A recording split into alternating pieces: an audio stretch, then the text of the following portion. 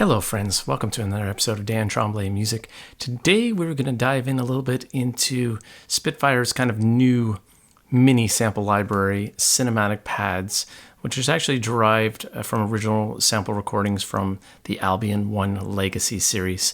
Albion 1 Legacy, that's where it all started.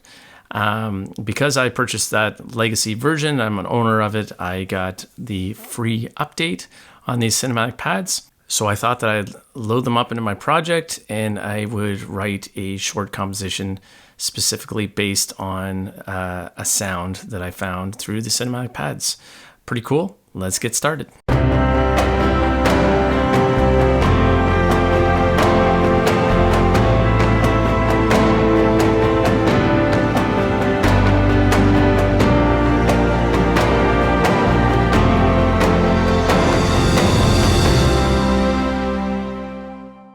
Okay, let's get to it. All right, so first let's just run through the tracks that I used. Everything's been bounced in place just for the purposes of this tutorial. But I figure I'll start with the sound that kind of started it all. So this is the Spitfire Cinematic Pads. That's why we're here. Let's check out the pad that I used. Okay, it's called Midnight Waves.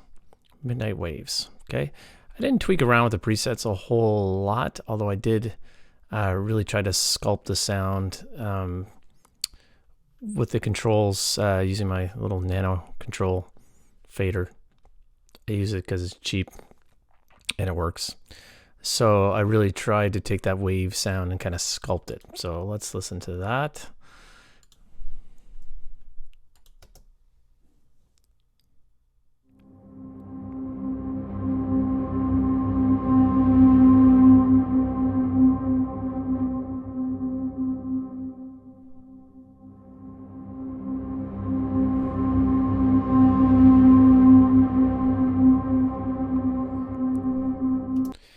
Okay, now as crazy as it sounds, that sound sparked this entire composition. That's it. Just you can see it here. There's just waves. Okay, I just sculpted. I just took the sound that was already kind of like a wavy kind of a sound, and then just kind of sculpted it with the faders, brought it in and out, and that was the first track that I laid down. Okay, and that just one thing led to another. After that, I went to Noir, which I'm having a ton of fun with right now. Okay, in my last video last week, I talked about the Particles engine, and I only used the Particles engine, so you won't hear an actual kind of piano part. You'll just hear this way down low. So let's check this out.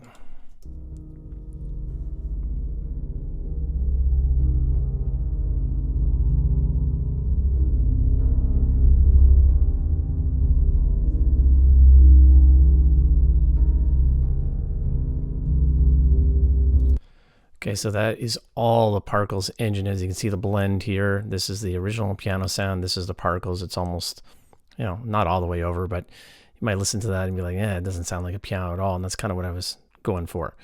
I found this this tonal mallet. It's like a soft mallet settings to get that really low kind of thunderous, just tension. Just wanted tension in this. Okay, so that is that part. And then after that, what did I add? I think there's some ambient guitar in here from Spitfire Audio Ambient Guitar. I tried to really use some different patches this time. I never start from a template. I start from a blank screen, which is maddening, and it's frustrating, but it forces you to make different decisions and to use different instruments and different choices, and it just keeps it fresh. Otherwise, I feel like I'm just going to use the same sounds all the time. So I always start with absolutely nothing, blank template. It's just the way I do it. Okay, so that's Noir. Okay, let's I added some HC percussion in there. This is from this is the paper, I can't say this, Juns. I'm probably saying that wrong. You can make fun of me, that's fine. Okay, this and this is about halfway through the track.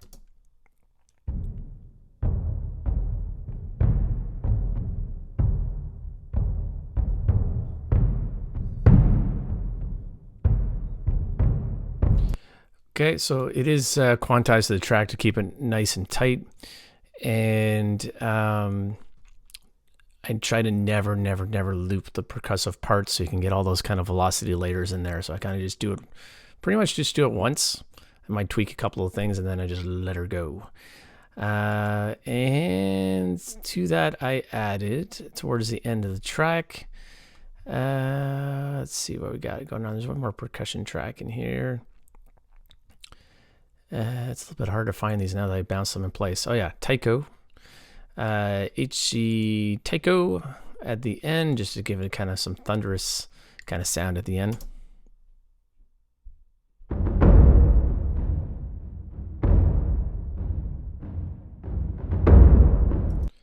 Love that sound for adding accents and kind of creating instruments, kind of interesting, kind of jolty kind of thing. This is not a track that's supposed to make you feel good. It's supposed to just make you feel tense and uneasy, and that's just kind of how it came about. I was actually having a really good day when I wrote this yesterday. The weather was beautiful. I was feeling good. Everything was good. And I sat down and I heard that Waves track from Cinematic Pads, and I was like, ooh, and it just kind of led to this. So it's funny how things happen sometimes. And to that I added, let's see here, let's listen to some of this ambient guitar. Call forward. Okay, that's the Ghost. All right, there's a couple of tracks in here. Actually, let's start with this one. This is ambient guitar, Spitfire Audio Ambient Guitar. Call Forward is the name of the patch.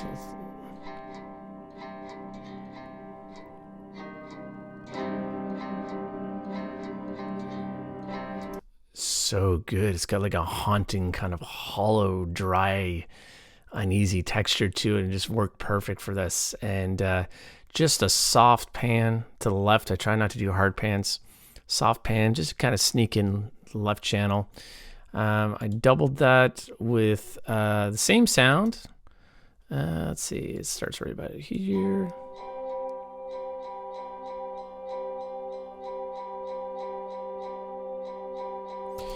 Just to get a little bit of rhythmic texture. You'll probably barely even be able to hear that in the final mix.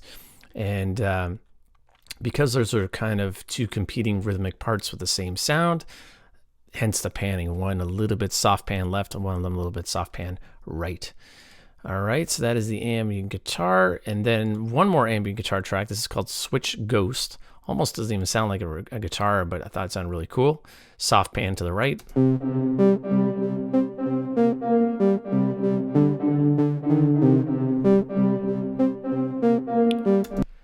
You know, it's a sound that on its own I probably never would have used, but I just came across it. I'm like, yeah, it sounds kind of cool. It's almost like a guitar mixed with a synthy kind of pad. And again, I was trying to just do really different stuff. And to that, I added some strings. I got some cello, Spitfire from the Spitfire solo strings, the cello library. This is the, I think it's just a straight up legato patch. Cello long patch. I think I tweaked around with some stuff, and I tried. They have a progressive vibrato patch for the cello, and it can be very useful. But the problem is that it kind of puts the vibrato kind of depending on, I don't know if it's a tempo synced or whatever, but not necessarily where you want it. So I find it worked better for me to bring the vibrato control down a little bit and then just kind of really ride those faders. So for all of these, for the pad and the strings, I was just riding those faders the whole time. And one thing I never even thought of doing this until I saw a Christian Henson video was like, because I was struggling with the faders and the keyboard, and I was like, it's too much to think about all at the same time. So then I saw his video, and he's like, tutorial, and he's like, just do it separately. I'm like, it's genius, just genius. So I record with no dynamic or expression control, just straight off using two hands on the keyboard. And then I go back through and I add all of those afterwards. So much easier to think about it in two different ways to sculpt the sound. So then, of course, you have to go back in and you have to, correct some of the curves and stuff like that. But anyway, we got some cello. This, by the way, is the only track that I have just a ton of reverb added, Valhalla reverb, because it's a solo instrument, and if you don't, man, it ain't gonna sound good. So a ton of reverb. Let's just listen to a little bit of this.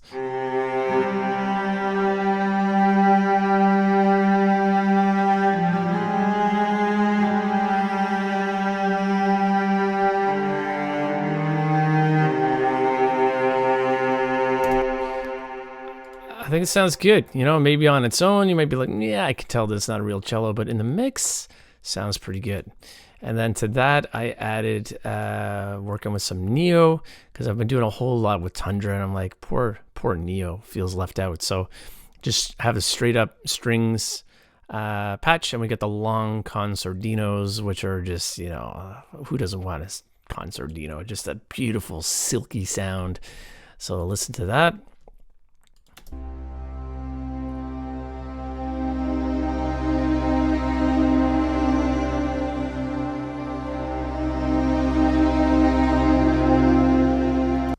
One patch from Neo. Oh, so good. So good. And lastly, we took from Albion 1 their octave longs to just get this thunderous sound at the end. Don't turn your speakers up loud for this one. Here we go. Oh, sorry. Let me solo that.